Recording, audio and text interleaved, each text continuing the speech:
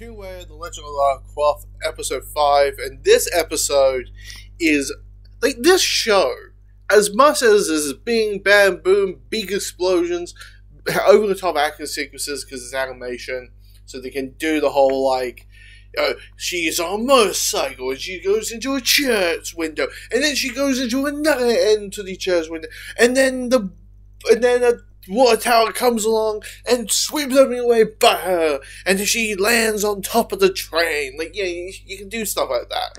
But at the end of the day, there's so much humanity to the show.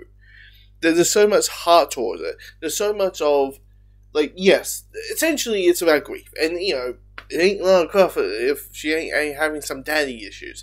Let's be honest. It isn't Lara Croft if she doesn't have some daddy issues. So, but it's able to have some so hard. Like, even the stuff like a hug, when Lara and Jacob have a hug, when they hug, because they miss each other, you feel every emotion.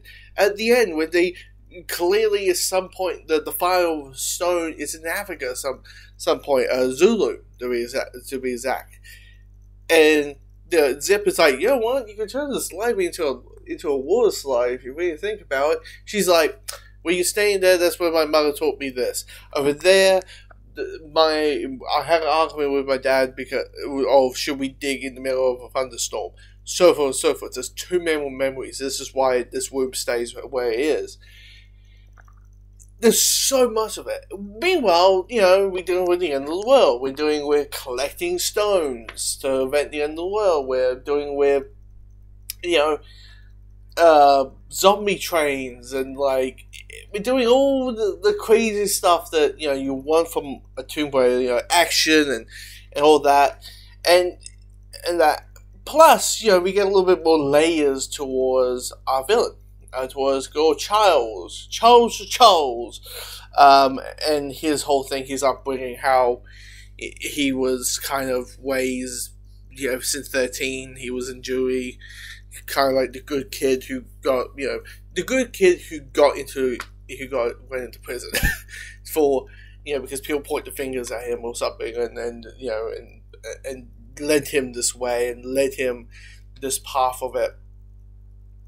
But, like, this episode is probably the shortest episode of the season so far, but I'm like, it's able to pack so much. That's the great thing about animation, right? And I always say, if you want to make a short film, and you don't want to make it 40 minutes long, just watch fucking animation to show that you can do blah.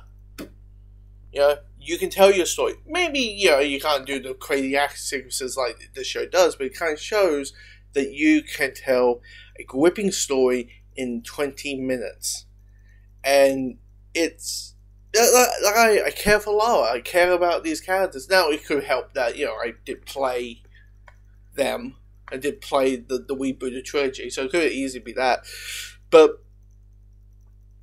I care about these relationships, I care about Lara, I care about, like, as much as, you know, it's about saving the world, it's also her trying to move on. This is her way of moving on and moving past the relationship. Like, it's like it's gone, you know, it probably is. It is essentially, she doesn't have daddy issues, she has, like, Godfather daddy issues now. You know, it's that level of things now.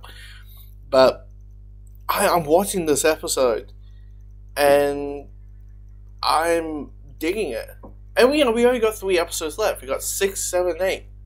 So technically we got, like, about basic hour, 90 minutes, about, like, 80 minutes or 70 minutes left of the show.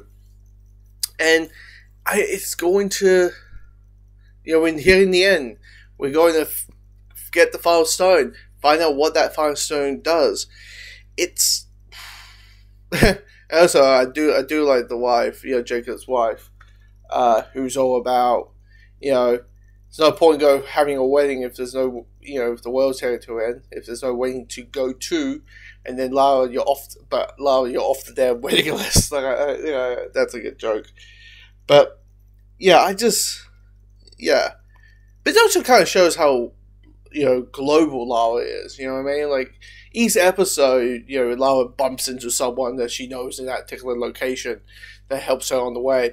You know, it reminds me of Kim Possible. You can think about it. Kim Possible is kind of a child-friendly version of Tomb Raider.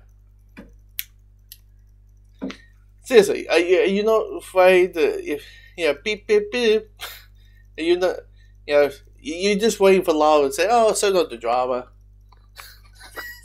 because at this point, this is what it's turning into.